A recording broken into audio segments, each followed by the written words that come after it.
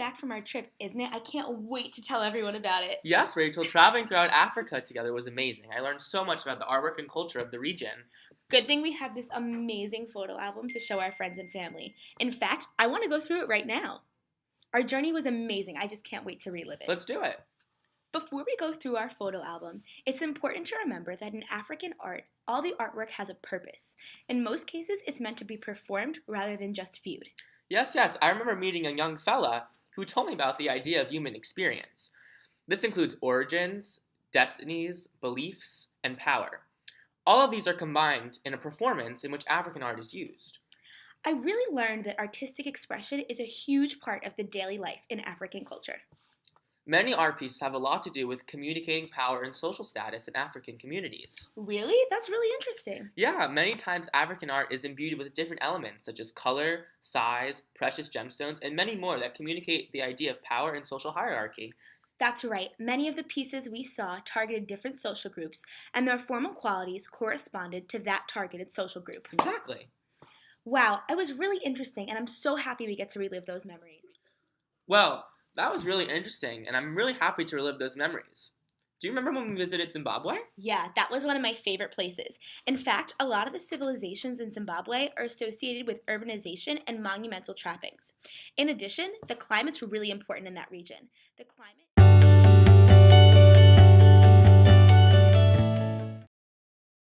The first piece of art that we saw on our trip was the Aka elephant mask. This was a typical piece of African performance art. It was typically worn by people of high status, such as kings or other figures. This piece was really interesting to see in person, actually, because the rich colors were really vibrant and they really invited you into looking at the entire mask because the mask actually is very long. The rich indigo was contrasted with the deep warmer colors, and it really showed the typical style of the Kowalski society and the culture that it was made from. In looking at those geometric shapes, notice the use of triangles, rectangles, look at the rich colors by the eyes specifically, and everything with the white throughout. Finally, this piece was used in dance. It was often worn by different people, and it covered the whole body and was complemented by a headpiece. Rachel and I were actually lucky to watch one of these performances in person. The rich music and the live dancing was really interesting, and it really added to our insight about this piece and the overall function of it. The next place that we visited on our trip was the Democratic Republic of the Congo. Here we saw the Lukasa, also known as a memory board. The Lukasa is of the Luba people, and its bracket dates are 1800 to 1900 CE. The memory board, if you take a look, is made of wood, beads, and metal.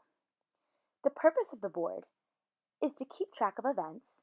It is typically played and used in the left hand, and there is a strong relationship to the divine spirit. While on this trip, we found this board to be very beautiful. Notice its shape, the colors of the beads, and the great amount of texture. Again, the purpose of this piece is a true tribute to the African culture and the things we learned on our trip. While on our journey, Lucas and I had the pleasure of meeting one of the Luba peoples, a fine young gentleman who played the memory board for us. One of the things that we noticed is the beads on the board were mimicked by the beads that he would wear around his neck and across his body. It is clear that color, texture, and purpose all play a role in African art. Just when Lucas and I thought the Democratic Republic of the Congo couldn't get any better, we came across the power finger, which was of the Congo peoples. This dated in the late 19th century, and it was made of both wood and metal. This piece of artwork, as Lucas and I learned, has many spiritual and powerful uses. It is known to house a spirit. It is also interesting that if you look at the formal qualities, it helps to identify the figure. For example, the figure does not have a beard, signaling that it is old. Also notice the large hole in the middle, the eyes without much expression, and the needles that appear to be pointing throughout the figure. Furthermore, someone pointed out to us on our trip that the figure appears to be leaning forward. This figure has many mystical uses, again linking to the idea that in Africa, all art has a purpose. Some might even say that the uses of this power figure links back to the votive figures of the ancient Near East. This is something that Lucas and I discovered on our trip. At this point on our trip, Lucas and I were about a week in and we were having a great time. From the Democratic Republic of the Congo, we then traveled to Benin, Nigeria, where we found the wall plaque from Oba's palace. The wall plaque is from the Edo people, and it dates to the 16th century CE. It is made of cast brass. When looking at the plaque, it's interesting to note Oba, the figure in the center. Oba is the largest figure, which utilizes hierarchical scale. Furthermore, Oba is known as the king of the people in Nigeria. The Oba had many jobs, including being the head of the forest, the head of government, the head of all spiritual things. If you look at the piece, notice the formal qualities, the two figures that appear to be fanning Oba, and the two figures directly next to Oba that are much smaller in size. Notice the detail on the Oba's outfit. Notice the detail around the head, his dressings, and the beads. The next piece of art me and Rachel saw was called the Portrait Mask, or the Mblo Mask, from the Bwale people from Cote d'Ivoire. The mask is made of painted wood. It has a broad forehead, a pouting mouth, and downcast eyes, and these represent how it is aesthetically pleasing to the Bwale people. It represents intellect and a respectful presence with the downcast eyes. This mask was actually used in Mblo dances, which were public performances. We saw one of these, and the dances varied in complexity. However, the one we saw was very complex. And there was lots of music, colors, and there was great food.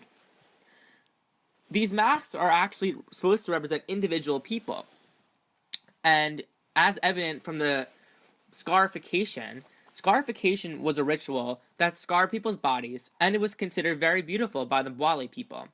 You could tell who the masks were supposed to represent by looking at the scarification and then matching it to the person who it was supposed to represent. Overall, the mask was very beautiful to see, and I'm so happy that I had the opportunity to watch it in real life and see it used how it was supposed to be. One of my favorite pieces that Rachel and I saw out of our entire trip was the Sika Dwa Kofi, or the Golden Stool, by the Ashanti people of Central Ghana. When you first see the stool, it's beautiful. It's made of pure gold.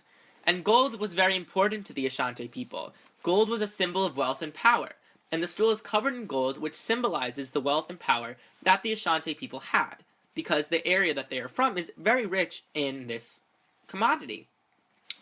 Gold also represents royalty, and the stool can only be used for royalty.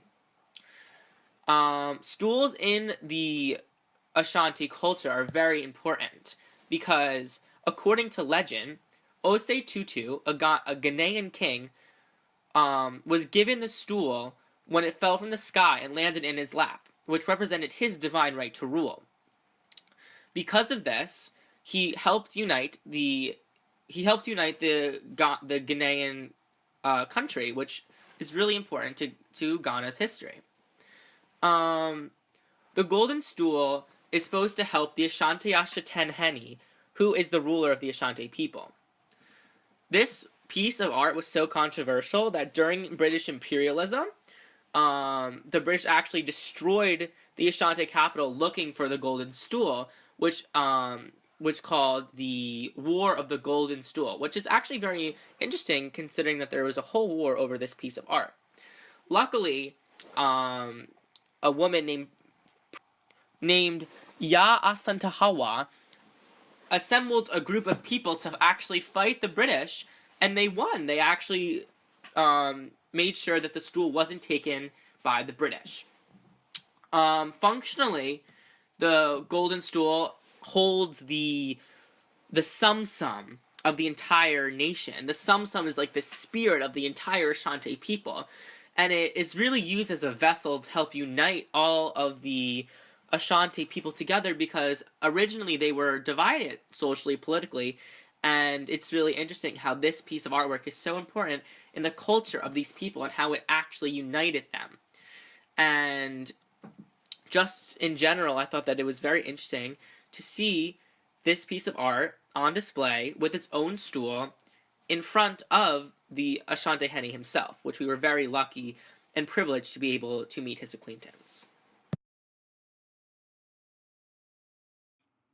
At this point on our journey, Lucas and I have been having a great time. However, everything must come to an end. We're now at our last stop in southeastern Zimbabwe. Here we see the conical tower and circular wall of the Great Zimbabwe. This piece of artwork is from the Shona peoples, and its dates are from 1000 to 1400 CE. The material is coarse granite blocks. When looking at it, it's important to notice the structure. There are many thick blocks tightly packed together. In addition, the blocks tend to be much thicker and coarse-like at the bottom. Some say that it mimics the large boulders in its surroundings.